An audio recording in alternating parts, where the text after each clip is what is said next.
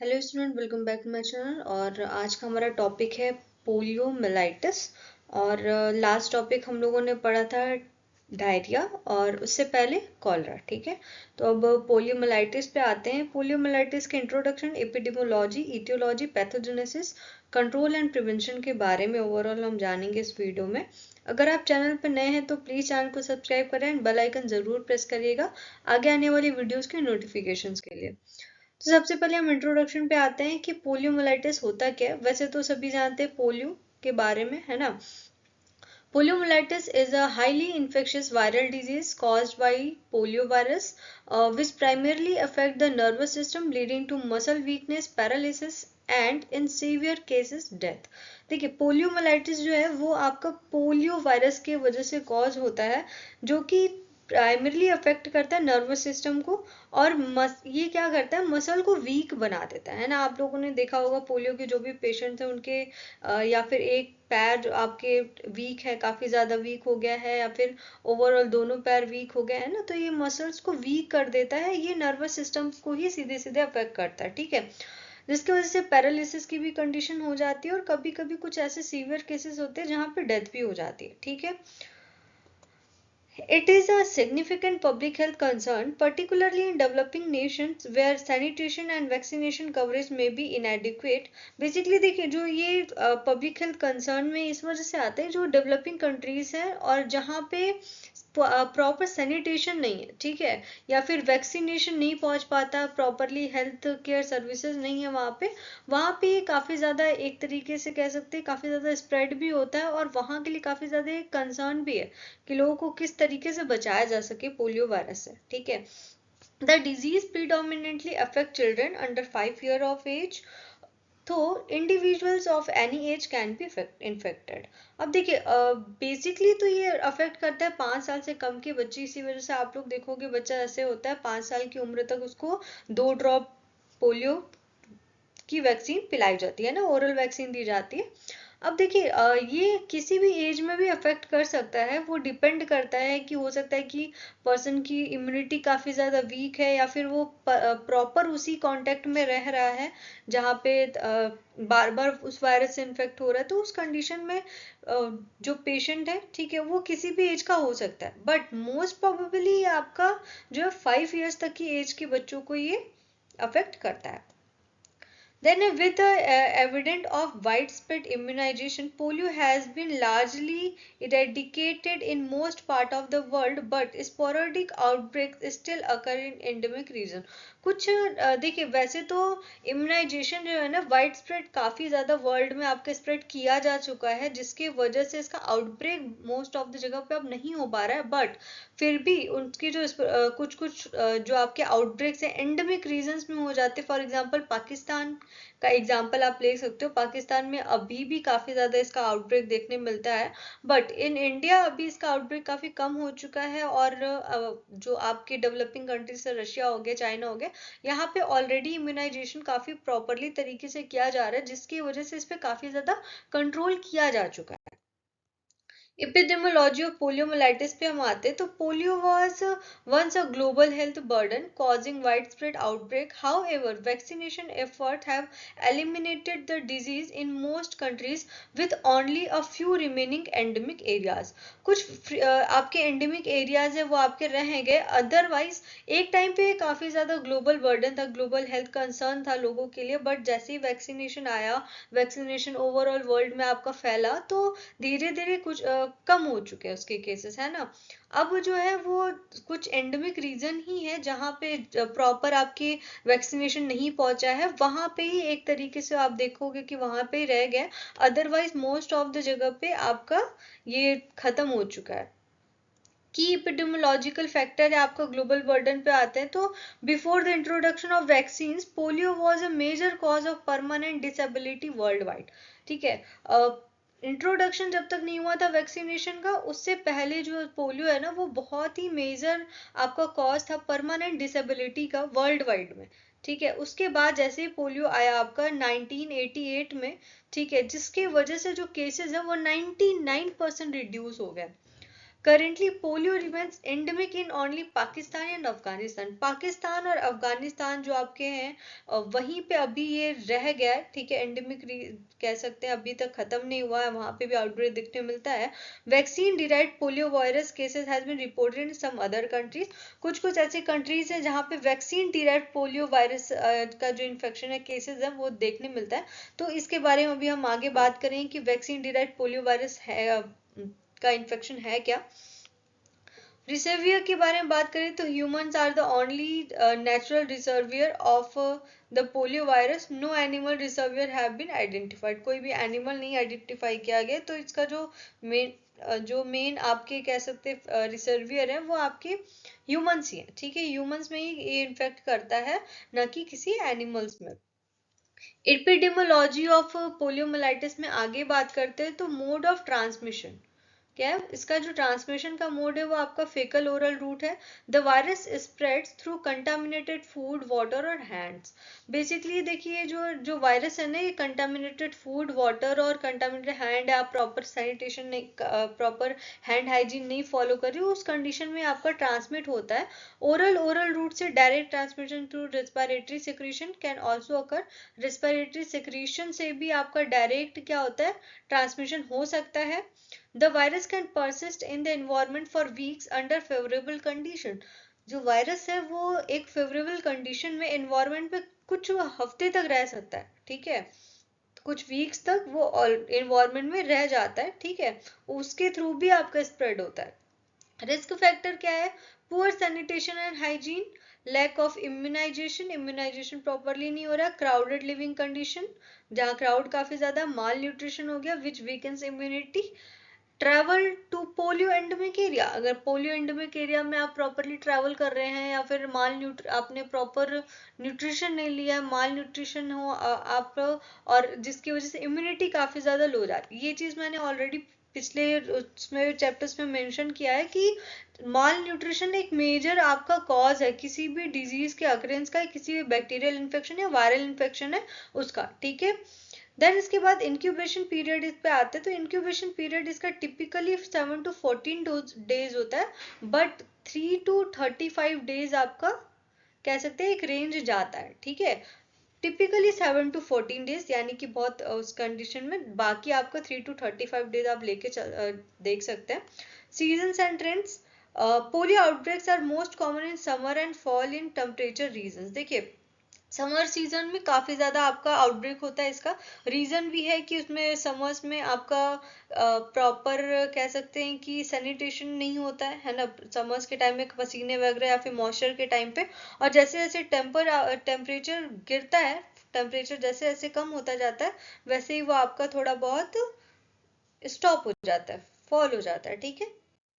Etiology of poliomyelitis पे हम आते हैं। तो इटियोलॉजी में बात करें तो polio is caused by polio virus, polio virus की वजह से ये कॉज होता है, ठीक है। पोलियो वायरस जो है वो मेंबर है आपका पिरकोरना वेरिडी फैमिली का, और एंट्रोवायरस के जीनस में आता है। इसका जो जीनस है वो एंट्रोवायरस और पिकोरना वेरिडी फैमिली से बिलोंग करता है पोलियो वायरस। पोलियो वायरस के कैरेक्टरिस्टिक के बारे में बात करें तो स्ट्रक्चर इसका small non enveloped RNA virus है, ठीक है। ये क्या है, आरएनए वायरस है। Single standard positive sense RNA genome रहता है इसका। Stable in environment and resistant to detergent, detergent से रेजिस्टेंट होता है और जो भी इन्वायरमेंट है उसमें स्टेबल रहता है, ठीक है। माइल्ड डिसइंफेक्टेंट्स, जो आपके डिटर्जेंट और जो माइल्ड डिसइंफेक्टेंट्स है उससे वो रेजिस्ट होता है, ठीक है। Types of polio virus, polio virus के देखिए दो टाइप है, एक आपका वाइल्ड पोलियो वायरस हो गया, दूसरा आपका वैक्सीन डिराइव्ड पोलियो वायरस होता है। वाइल्ड जो पोलियो वायरस है इसके 3 सेरोटाइप्स हैं इसके, टाइप 1, टाइप 2 और टाइप 3। जो मोस्ट वायरुलेंट है वो आपका क्या है, टाइप 1 है, जो कि पैरालिसिस कॉज करता है।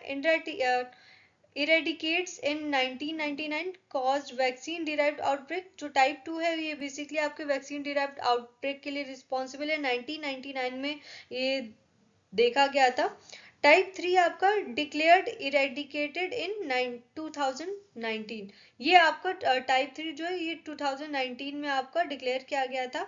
देन उसके बाद सेकेंड हमारा vaccine derived polio virus. Vaccine derived polio virus occur when the weekend virus from the oral polio vaccine mutates in under immunized population. अब देखिए जो वायरस है, जो ओरल जो आपका पोलियो वैक्सीन है, बेसिकली जो पोलियो वैक्सीन है वो आपका वायरस ही दिया जाता है, उसमें वायरस ही रहता है उसको, ठीक है, लाइव वायरस दिया जाता है। अब उस कंडीशन में क्या है कि वो जब वो काफी ज्यादा वीक रहता है उस कंडीशन में, है ना, वो काफी ज्यादा क्या होता है, वीक होता है। लेकिन एक आपकी बॉडी की इम्यूनिटी की कंडीशन में आकर, बॉडी के इन्वॉल्वमेंट में आकर के अगर वो म्यूटेट कर जाता है, ठीक है, अगर वो म्यूटेट कर जाता है तो उस कंडीशन में वो क्या हो जाता है, वो भी क्या होता है, एक्टिव हो जाता है, ठीक है, और जिसके वजह से पोलियो कॉज होता है, ठीक है। अब नेक्स्ट बात करते हैं पैथोजेनेसिस ऑफ पोलियोमाइलाइटिस। पोलियोमाइलाइटिस का जो पैथोजेनेसिस है, सबसे पहले क्या होता है कि एंट्री होती है वायरस की, ठीक है, और प्राइमरी रेप्लिकेशन होता है, देन उसके बाद वेरेमिया एंड स्प्रेड। अब वो धीरे धीरे ब्लड, जो वायरस है वो ब्लड स्ट्रीम में एंटर करता है और जो टारगेटेड ऑर्गन है वहां पे स्प्रेड होता है। देन उसके बाद सीएनएस इन्वेजन, ये ब्लड स्ट्रीम के थ्रू सीएनएस तक, सेंट्रल नर्वस सिस्टम तक पहुंचता है और ये इन्फेक्ट करता है जो भी मोटर न्यूरॉन्स है, और जिसकी वजह से पैरालिसिस ये कॉज करता है। न्यूरोनल डैमेज, अब ये क्या करता है, जो इंटीरियर हॉर्न सेल्स हैं, ठीक है, और उनको डैमेज करता है जिसके वजह से मसल्स वीकनेस होती है। आउटकम क्या होता है इसका, asymptomatic abortive polio, non paralytic polio, paralytic polio और पोस्ट पोलियो सिंड्रोम, ये कुछ कुछ इसके आउटकम्स निकलते हैं, ठीक है। इनके बारे में भी डिटेल बात करते हैं। तो सबसे पहले देखिए क्या है, स्टेजेस के बारे में बात करते हैं। तो फर्स्ट स्टेज है जहाँ पे एंट्री होती है, ठीक है, ठीक है। फर्स्ट क्या कर रहा है वो, ओरल या माउथ के थ्रू वो क्या कर रहा है, बॉडी कंटामिनेटेड फूड या वाटर के थ्रू हमारी बॉडी में एंटर कर रहा है। देन उसके बाद वो फेरनेक्स और जो इंटेस्टाइन है वहां पे क्या हो रहा है, रेप्लिकेट कर रहा है। देन उसके बाद ये क्या है कि वो आप जो वायरस है वो इंटर कर रहा है ब्लड स्ट्रीम में, ठीक है, और अदर ऑर्गन्स तक क्या हो रहा है, ये स्प्रेड हो रहा है, सीएनएस तक जा रहा है, ठीक है। देन उसके बाद क्या है, the virus crosses the blood brain barrier और इन्फेक्ट्स मोटर न्यूरॉन्स। अब देखिए जो वायरस है वो ब्लड ब्रेन बैरियर को क्या करता है, क्रॉस कर रहा है, और मोटर न्यूरॉन्स जो है उनको क्या कर रहा है, इन्फेक्ट कर रहा है, ठीक है, via retrograde axonal transport. Retrograde axonal जो ट्रांसपोर्टेशन है वहां उसके थ्रू वो क्या कर रहा है, मोटर न्यूरॉन्स को इन्फेक्ट कर रहा है। देन उसके बाद ये जो इंटीरियर हॉर्न सेल्स है स्पाइनल कॉर्ड और ब्रेन स्टेम के, उनको मेन ये टारगेट करता है। इसका जो प्राइमरी टारगेट होता है वो है आपका इंटीरियर हॉर्न सेल्स हो गए, और आपकी जो स्पाइनल इंटीरियर हॉर्न सेल्स है किसके, स्पाइनल कॉर्ड और ब्रेन स्टेम के, उनको ज्यादातर ही इन्फेक्ट करता है, ठीक है। इनका मेन जो इसका टारगेट होता है वही दोनों होते हैं। देन उसके बाद ये जिसकी वजह से क्या होता है, पैरालिसिस कॉज होता है, neuronal damage and paralysis. Infected motor neurons undergo necrosis and apoptosis leading to flaccid paralysis, flaccid paralysis. अब देखिए जो इन्फेक्टेड मोटर न्यूरॉन्स है वो क्या होता है, नेक्रोसिस और एपोप्टोसिस होता है, जिसके वजह से वहां पे पैरालिसिस अकर होता है। देन उसके बाद देखिए ये जो आपका सिवियरिटी वो डिपेंड करती है कि न्यूरोनल डिस्ट्रक्शन कितना हुआ है, ठीक है, न्यूरोनल डिस्ट्रक्शन कितना हुआ है वो डिपेंड करता है कि सिवियरिटी कितनी है इन्फेक्शन की, ठीक है। The bulbar polio involvement of brain stem can lead to respiratory failure. अब देखिए बल्बर जो पोलियो है इनमें क्या होता है कि अगर ब्रेन स्टेम का इन्वॉल्वमेंट हो गया, ठीक है, यानी कि पोलियो वायरस जो है ब्रेन स्टेम को अगर उसने इन्फेक्ट कर दिया तो उस कंडीशन में रेस्पिरेटरी फेलियर के चांसेस बढ़ जाते हैं, जो कि काफी ज्यादा खतरनाक होता है, लाइफ थ्रेटनिंग होता है, ठीक है। आउटकम क्या है आपका, पहला आपका एसिम्टोमेटिक है, most infection do not cause symptom. कुछ इन्फेक्शन ऐसे जो सिम्टम कॉज नहीं करते, जिसमें 90 to 95% ऐसे हैं। फिर एबॉर्टिव पोलियो है, 4 to 5% है, mild illness with fever, sore throat and gastrointestinal symptoms, ठीक है। देन उसके बाद नॉन पैरालिटिक पोलियो है जहाँ पे 1 to 2% है। Aseptic meningitis with neck stiffness and headache, aseptic meningitis cause होता है और जिसकी वजह से आपका नेक स्टिफनेस और हेडेक होता है, ठीक है। पैरालिटिक जो पोलियो है वो 1% से लेस देन होता है, परमानेंट मसल वीकनेस और पैरालिसिस। पोस्ट पोलियो सिंड्रोम है, ये आपके लेट ऑनसेट मसल वीकनेस है, occurring decades after initial infection, ठीक है। इनिशियल इन्फेक्शन के कुछ टाइम के बाद ये सारे सिम्टम्स दिखते हैं आपके, पोस्ट पोलियो सिंड्रोम जो है आपका, नेक्स्ट हम बात करते हैं control and prevention of poliomyelitis. तो वैक्सीनेशन जो है वो प्राइमरी प्रिवेंशन में आता है, ठीक है। ओरल पोलियो वैक्सीन है, आपके इनएक्टिवेटेड पोलियो वैक्सीन है कुछ, ठीक है। ओरल जो पोलियो वैक्सीन है वो लाइव एटेन्यूएटेड वैक्सीन दी जाती है ओरली, ठीक है। सिस्टमिक और म्यूकोजल इम्यूनिटी दोनों प्रोवाइड करता है ये, ठीक है।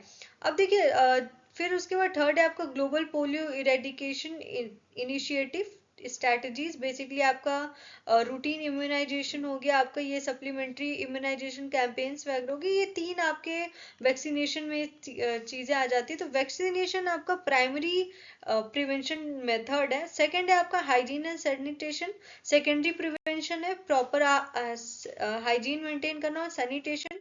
देन थर्ड है surveillance and early detection, properly इस पे ध्यान देना, ठीक है। अगर तुरंत डिटेक्शन हो जाता है तो पोलियो के जो केसेस पे उसको कंट्रोल किया जा सकता है, ठीक है, इसको स्प्रेड होने से रोक सकते हैं। एनवायरमेंटल सर्विलेंस है आपका testing sewage of polio viruses for polio viruses, जो सीवेजेस है, ठीक है, जो कचरे हैं जो आपके निकल रहे हैं वो काफी ज्यादा, उसको आपका टेस्ट करना पोलियो वायरसेस के लिए, चेक करना कि कहीं इन्वायरमेंट में पोलियो वायरस स्प्रेड तो नहीं हो रहा, ठीक है, वो सर्विलेंस है बेसिकली आपका। फिर आउटब्रेक रिस्पॉन्स, टर्शियरी प्रिवेंशन है आपका आउटब्रेक का जो रिस्पॉन्स है आपका, ठीक है। Mass vaccination in response to outbreak, quarantine measures in affected areas, ठीक है। अगर आउटब्रेक हो गया तो उसके बाद क्या करना है, मास वैक्सीनेशन करना है आसपास के जो ठीक है आउटब्रेक्स के रिस्पॉन्स में, और क्वारंटीन मेजर्स लेने हैं कौन सी कंडीशन में, अफेक्टेड एरियाज में। ट्रैवल रिस्ट्रिक्शन और इम्यूनाइजेशन, अगर देखिए जो पोलियो एंडेमिक कंट्रीज है वहां पे ट्रैवल रिस्ट्रिक्शन होने चाहिए, ठीक है। आपको ये शो करना ये शो करना पड़ता है कि आप प्रॉपरली वैक्सीनेशन है आपको या नहीं है।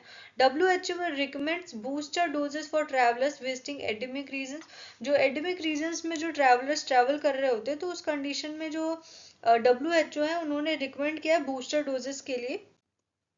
ये था ओवरऑल हमारा, ठीक है, पोलियोमिलाइटिस के बारे में। अगर आपको कोई भी डाउट है तो आप कमेंट सेक्शन में कमेंट करके मुझे बता सकते हैं। Thank you so much video को एंड तक देखने के लिए, एंड चैनल को प्लीज सब्सक्राइब करें एंड शेयर जरूर करें यार। पूरा का पूरा अभी चैप्टर्स मैंने शायद यूनिट सेकंड का लास्ट आने वाला हमारा खत्म करने वाली हूँ, बट अभी तो फिर भी व्यूज बहुत कम है, प्लीज शेयर करो।